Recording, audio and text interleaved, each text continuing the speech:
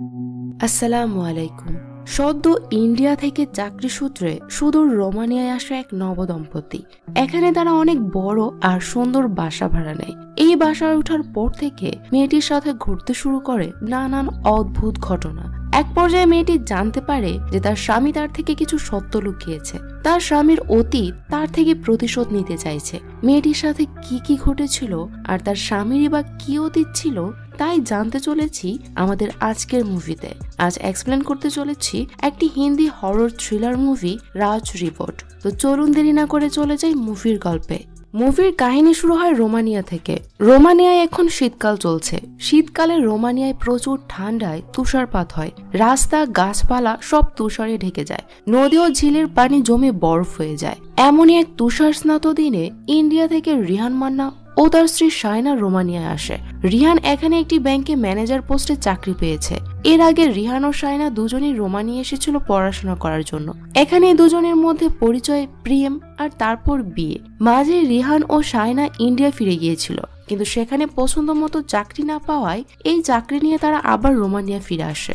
যাই হোক, গাড়িতে করে এসে রিহান ও শায়না একটি বাড়ির সামনে দাঁড়ায়। এই বাড়িটি তারা একজন ডেভেলপারের কাছ থেকে ভাড়া নিয়েছে। গেটের সামনে আসতেই মিহাই নামের এই কেয়ারটেকার রিহানকে বাড়িটি বুঝিয়ে দেয়।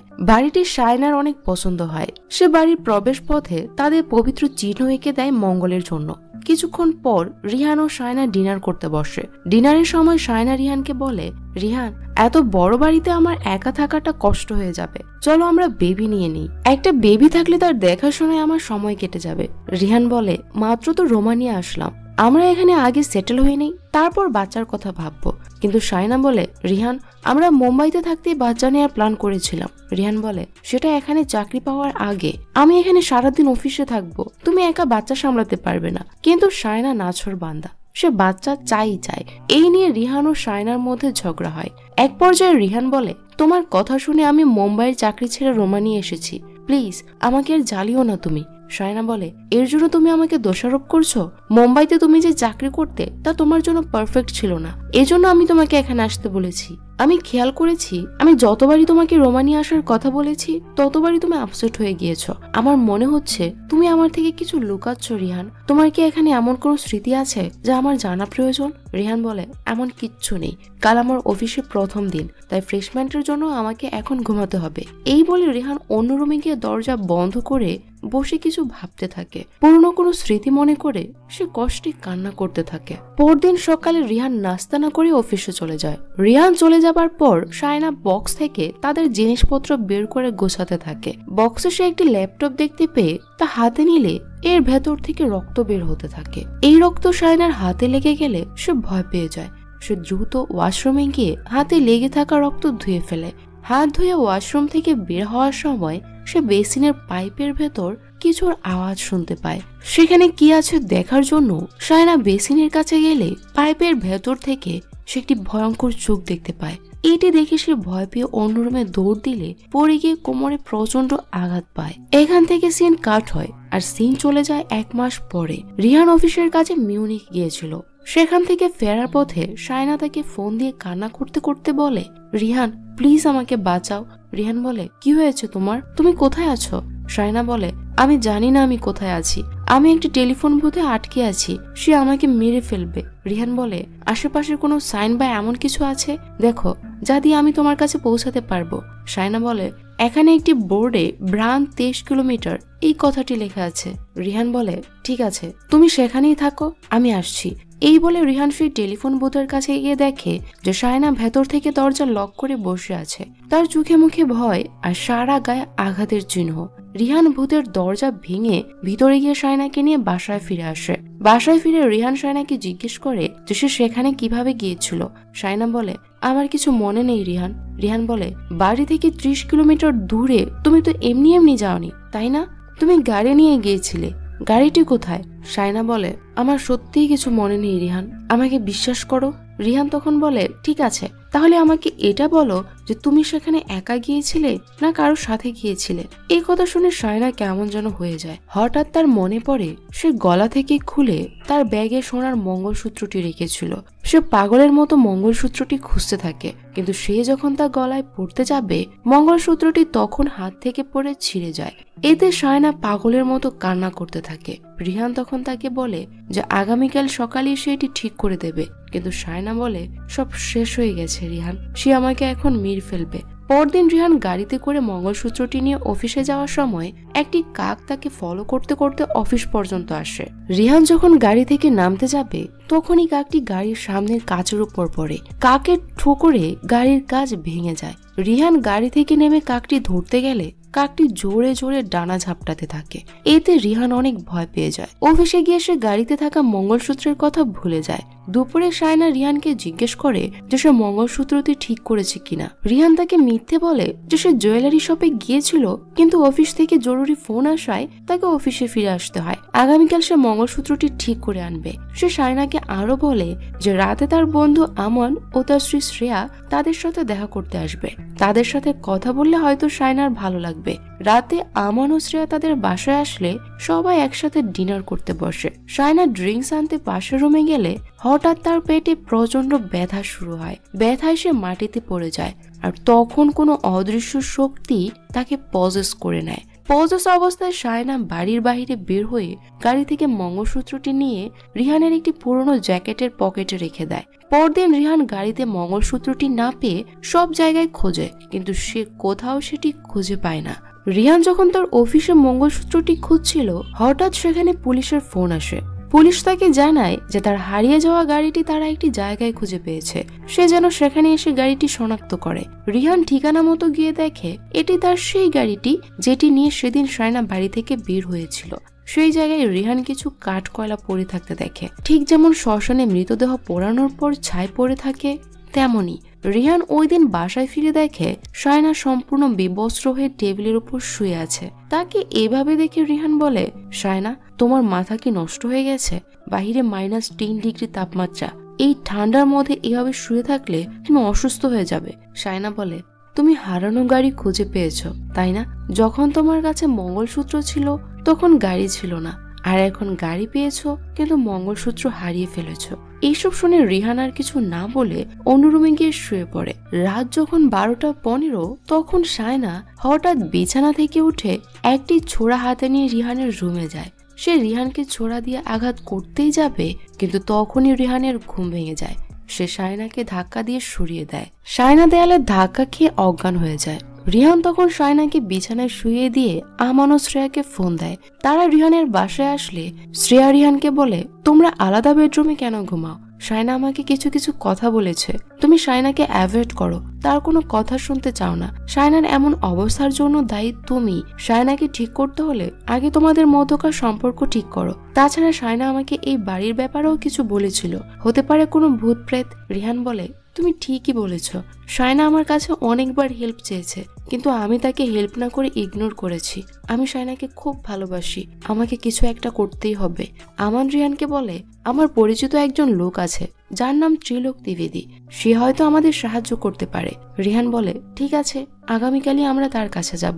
পরদিন আমান রিহানকে নিয়ে ত্রিলোকের সাথে দেখা করতে যায়। ত্রিলোক এখানে ইন্ডিয়া থেকে পড়াশোনা করতে এসেছে। সে চোখে দেখতে না পেলেও তার মধ্যে কিছু অদৃশ্য শক্তি আছে যা দিয়ে সে অনেক কিছু অনুভব করতে পারে। ত্রিলোক শায়নার ব্যবহার করা কফির কাপ হাতে নিয়ে অনুভব করে যে শায়নাকে একটি শক্তিশালী খারাপ আত্মা পজেস করে রেখেছে।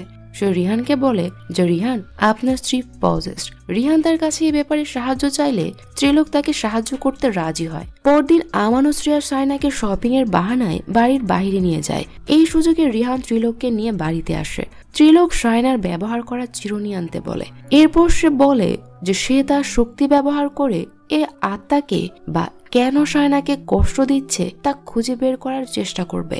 শায়না যা দেখে বা শোনে তা সে দেখার ও শোনার চেষ্টা করবে, কিন্তু কোনোভাবে যেন তার ধ্যান নষ্ট না হয়, কারণ একবার ধ্যান নষ্ট হলে সে আর দ্বিতীয়বার তার শক্তি ব্যবহার করতে পারবে না। ত্রিলোক একটি কাগজ নেয় যাতে সে যা দেখবে তা যেন কাগজে লিখে রাখতে পারে। ত্রিলোক ধ্যান শুরু করলে শায়নার ভেতরে থাকা খারাপ আত্মা বিষয়টি বুঝে যায়। সে সবাইকে ধাক্কা দিয়ে ফেলে দিয়ে দৌড়াতে শুরু করে তার বাড়ির দিকে। সে বাড়ির দেয়াল বেয়ে ঘরের ভেতর ঢুকে এক ধাক্কায় ত্রিলোককে মাটিতে ফেলে দেয়, আর এতে ত্রিলোকের ধ্যান ভঙ্গ হয়ে যায়।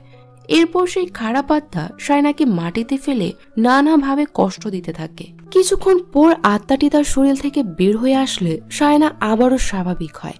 রিহান তখন তাকে বিছানায় শুয়ে দেয়। এদিকে ত্রিলোক তার লেখা খাতাটি রিহানকে দিলে রিহান তা পড়তে থাকে। শায়না গত 1 মাসে যা দেখেছে তা ত্রিলোক তার খাতায় লিখেছে।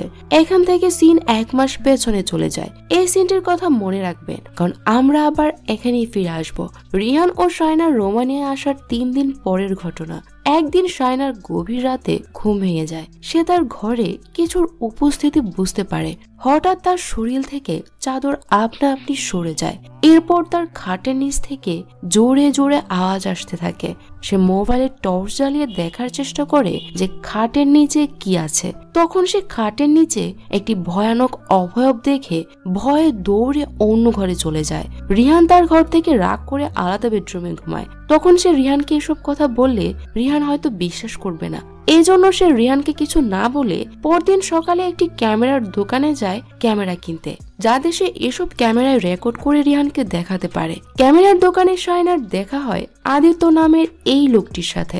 তখন আমরা জানতে পারি আদিত্য শায়নার এক্স বয়ফ্রেন্ড, কিন্তু কোনো কারণে তাদের মধ্যে ব্রেকআপ হয়ে যায়। আর তারপর সে রিহানকে বিয়ে করে নেয়। আদিত্য শায়নাকে বলে, এসব ক্যামেরা কিনে কোনো লাভ হবে না শায়না, কারণ এসব তুমি ক্যামেরায় রেকর্ড করতে পারবে না। শায়না আদিত্যকে বলে, আদিত্য তুমি আমার থেকে দূরে থাকো। আদিত্য বলে, তুমি আমাকে দূরে রাখতে চাইলেও পারবে না শায়না, কারণ শুধু আমি জানি তোমার সাথে কি কি হচ্ছে। গত কিছুদিন যাবৎ আমি আমার স্বপ্নে তোমার বাড়ি, তোমার ভয়, তোমার আর রিহানের ঝগড়া এসব দেখছি। আমাকে বিশ্বাস করো শায়না, তোমার বাড়িতে এমন কোন শক্তি আছে যা তোমাকে শেষ করে দিতে চায়। তোমার জীবন বিপদে আছে শায়না। শায়না বলে, কি বলতে চাও খোলাখুলি বলো। আদিত্য বলে, ল্যাপটপ থেকে রক্ত ঝরে পড়া, বাথরুমের সিঙ্কে ভয়ঙ্কর চোখ, খাটের নিচে অদ্ভুত অবয়ব, এসব দেখে তুমি ভয়ে আছো তাই না শায়না? শায়না বলে, এসব কথা তুমি কিভাবে তোমার স্বপ্নে দেখতে পারো? আদিত্য বলে, শুধু তাই না, আমি এও স্বপ্ন দেখেছি যে তুমি আর রিহান আলাদা বেডরুমে থাকো। আমি তোমাকে সাহায্য করতে চাই। এসব কথা শুনে শায়না যখনই আদিত্যকে বিশ্বাস করতে যাবে, তখনই তার সাথে পূর্বে আদিত্য কি কি খারাপ আচরণ ও টর্চার করেছে তা মনে পড়ে। সে আদিত্যকে বলে, কোনো প্রয়োজন নেই তোমার সাহায্যের। কথা বলে সে ক্যামেরার দোকান থেকে ক্যামেরা কিনে বাড়িতে চলে যায়। রাতে সে তার বেডের পাশে ক্যামেরাটি সেট করে রাখে। পরদিন সকালে ক্যামেরার মেমোরি কার্ড খুলে ল্যাপটপে সেট করে আগের রাতের ফুটেজ দেখে। রাত 3টার সময়ের ফুটেজে এ পাশ থেকে ও পাশে কিছু যেতে দেখা যায়। সে রিহানকে ডেকে এটি দেখাতে চাইলে ফুটেজ থেকে তা যেন উধাও হয়ে যায়। ফলে আগের মতো এবারও রিহান শায়নার কথা বিশ্বাস করে না। অর্থাৎ এসব শুধু শায়নাই দেখছিল। শায়না রিহানকে বাড়ি পরিবর্তন করার কথা বললে রিহান বলে, এই বাড়ির জন্য 6 মাসের অ্যাডভান্স দেওয়া হয়েছে, এখন আমি 2 মাসে কিভাবে বাড়ি পরিবর্তন করব। এটি বলে রিহান তার অফিসে চলে যায়। পরদিন শায়না নিজে থেকে আদিত্যর সাথে দেখা করতে যায়, কারণ সে এসব থেকে মুক্তি পেতে চায়। আদিত্য শায়নাকে বলে, তার ঘরে যে আত্মা আছে সে তার থেকে প্রতিশোধ নিতে যায়। শায়না বলে, কিন্তু আমি কার কি ক্ষতি করেছি? আদিত্য তখন বলে, তুমি কারো ক্ষতি করনি, রিহান করেছে। ওই আত্মা তোমাকে কষ্ট দিয়ে রিহানের থেকে প্রতিশোধ নিতে চাইছে। রিহানের এমন কিছু রহস্য আছে যা সে তোমার থেকে গোপন করেছে।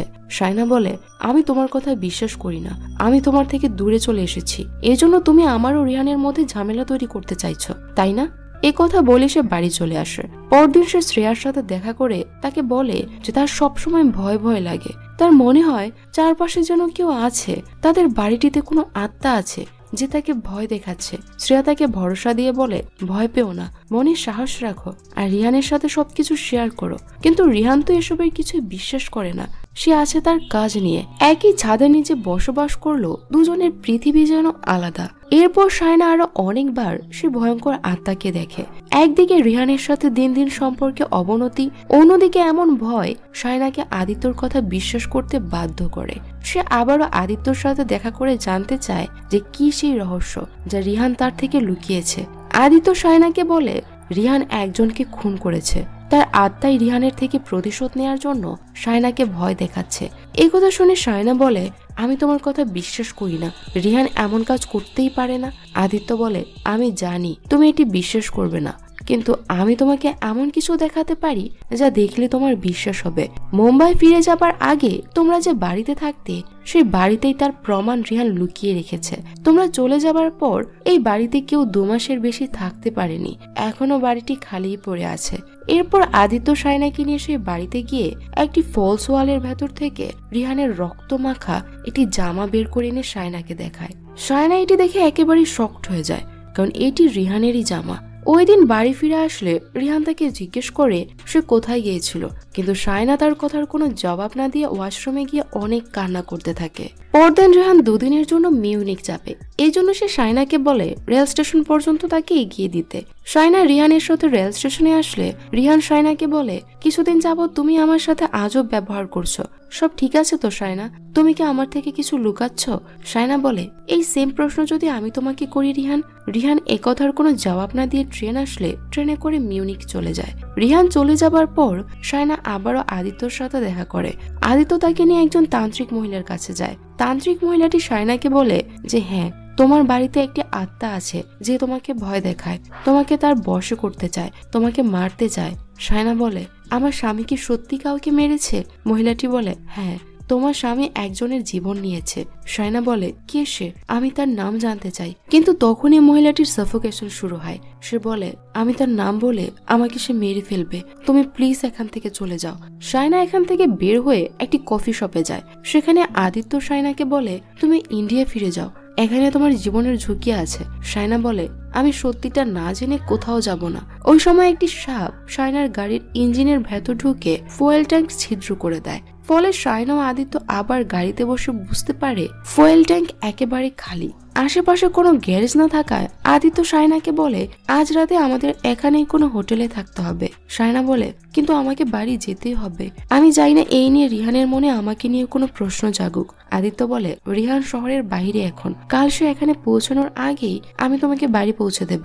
বাধ্য হয়ে তাদেরকে হোটেলে থাকতে হয়। পরদিন সকালে সায়না বাড়ি আসার জন্য রেডি হওয়ার সময় কেউ সায়নার পা ধরে টেনে খাটের নিচে নিয়ে যায়। আর এটি সেদিনের ঘটনা যেদিন রিহান মিউনিক থেকে ফেরার সময় সায়না রিহানকে ফোন বুথ থেকে ফোন দিয়ে তাকে বাঁচাতে বলেছিল। এখান থেকে সিনা আবার প্রেজেন্টে ফিরে আসে, সেখানে যেখানে রিহান ত্রিলোকের কাগজে লেখাগুলো পড়ছিল।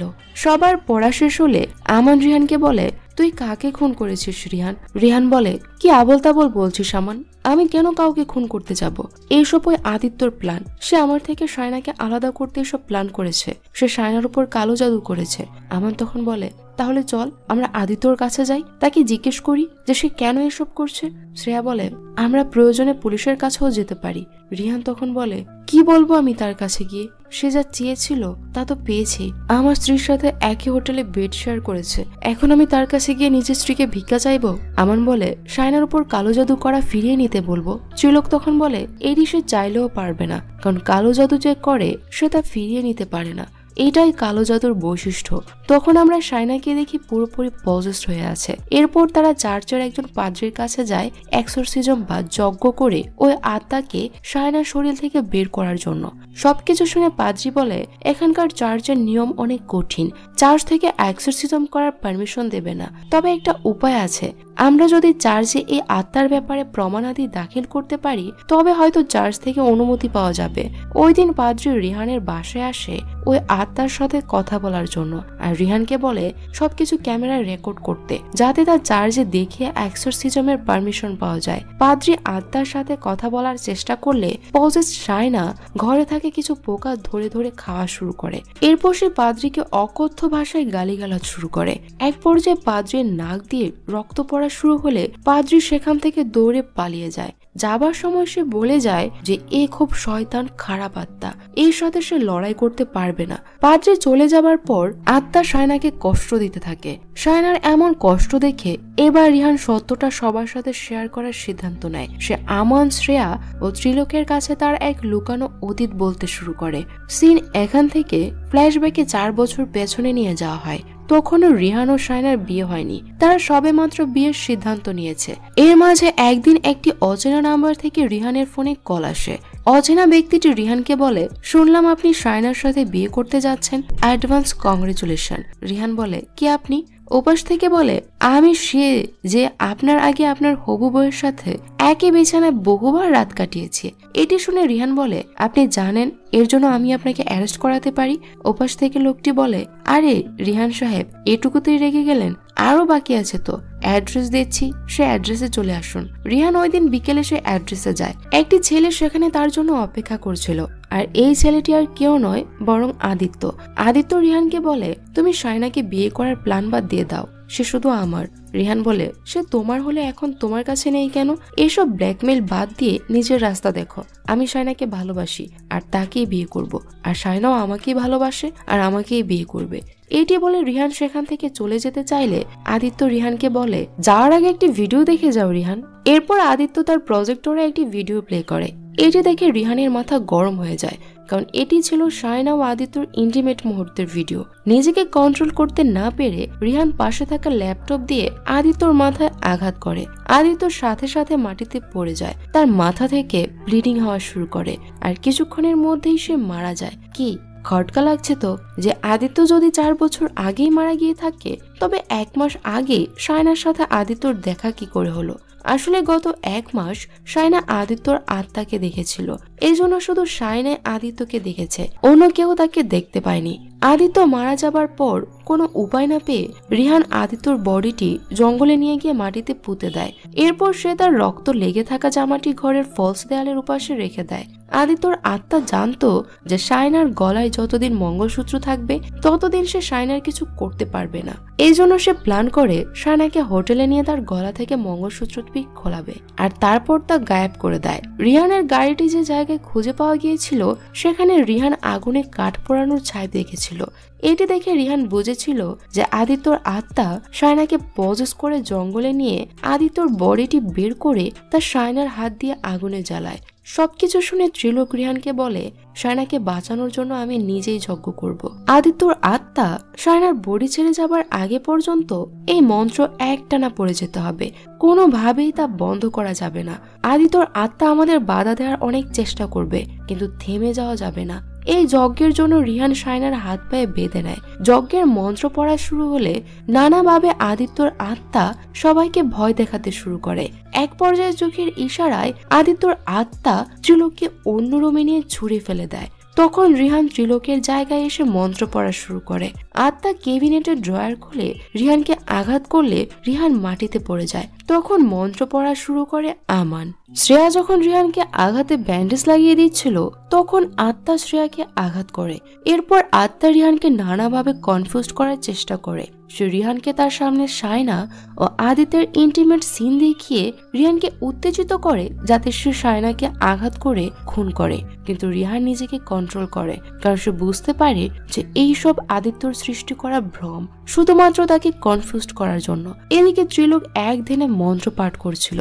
হঠাৎ আদিত্যর সামনে তার পূর্ণ একটি জ্যাকেট মাটিতে পড়ে তা থেকে লুকিয়ে রাখা মঙ্গলসূত্রটি বেরিয়ে আসে। রিহান মঙ্গলসূত্রটি হাতে নিয়ে শাইনাকে জড়িয়ে ধরে তার গায়ে মঙ্গলসূত্রটি স্পর্শ করায়। আদিত্যর আত্মা অনেক চেষ্টা করে মঙ্গলসূত্রটি শাইনার শরীর থেকে দূরে নিতে। সে রিহানকে আঘাতের পর আঘাত করে, কিন্তু রিহান সবকিছু সহ্য করেও শাইনাকে ছাড়ে না। অবশেষে শাইনার মুখ দিয়ে আদিত্যর আত্মা বেরিয়ে আসে। এবার তাকে চিরতরে ফিরে যেতে হয় আত্মাদের জগতে। মুভির শেষে আমরা রিহান ও শাইনাকে একসাথে বসে থাকতে দেখি, আর এই সিনের মধ্য দিয়েই মুভিটি শেষ হয়ে যায়। তো মুভির গল্প আপনাদের কাছে কেমন লেগেছে তো কমেন্টে জানাতে ভুলবেন না। সবাই ভালো থাকবেন, সুস্থ থাকবেন আর আমাদের সাথেই থাকবেন। আল্লাহ হাফেজ।